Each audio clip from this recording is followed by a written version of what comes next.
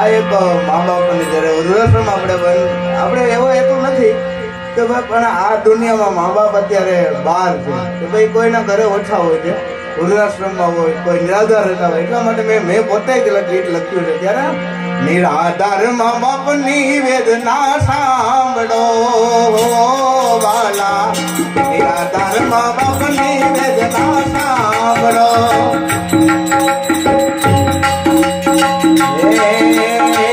નિરાધાર મા બાપની વેદના સાંભળો, નિરાધાર મા બાપની વેદના સાંભળો. મજૂરી કરીને દીકરા મોટા કર્યા, મારી રે મજૂરી કર દીકરા મોટા કર્યા.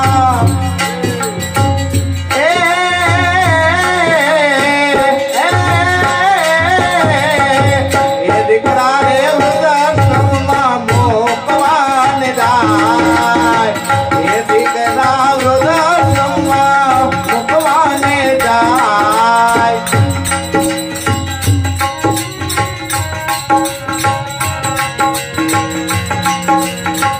દુખી રે મા બાપની વેદના સાંભળો યા, દુખી રે દુખી રે મા બાપની વેદના સાંભળો.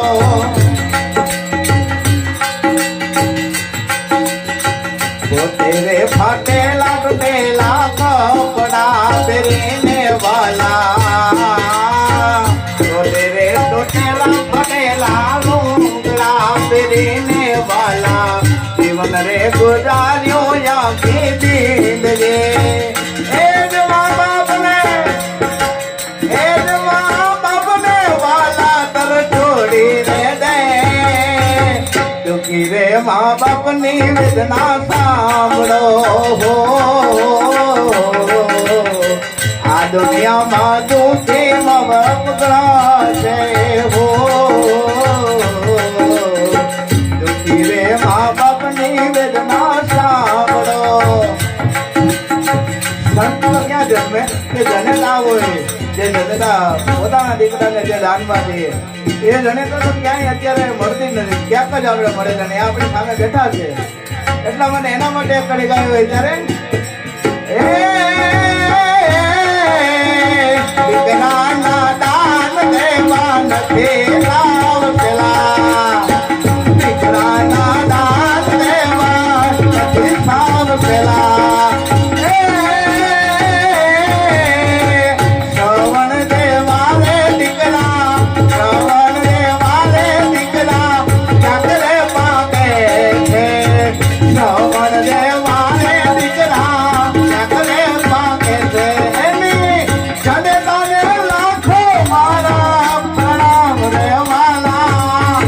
દુખી રે મા બાપની વેદના સાંભળો વાલા, દુખી રે મા બાપની વેદના સાંભળો.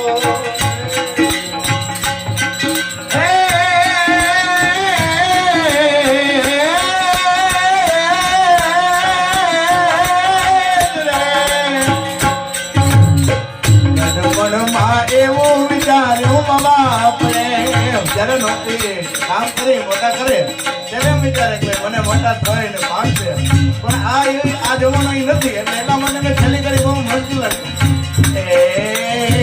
મા બાપ વિચારે એવું નથી થતું.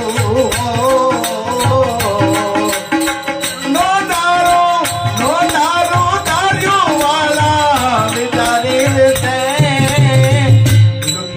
મા બાપની વેદના સાંભળો વાલા, દુખી રે મા બાપની વેદના સાંભળો. રે ખૂણામાં બેસી ગણી કરે હો વાલા, જે માનો બે પછી એની માણસોની હા રોવે એ ના ખૂણામાં બેસીને હિબકાવરી રોવે વાલા. ખૂણામાં બેસીને હિબકાવરી રોવે, ગયા પછી પાછા નહીં મળે. વૃદ્ધાશ્રમમાં કદી ના મૂકજો વાલા.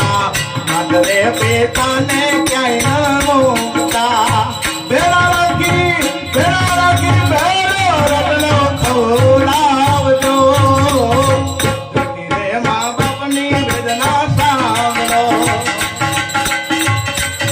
આવી બીજી રચના મેં રચના બે ત્રણ લખી છે બહુ હાલી છે બહુ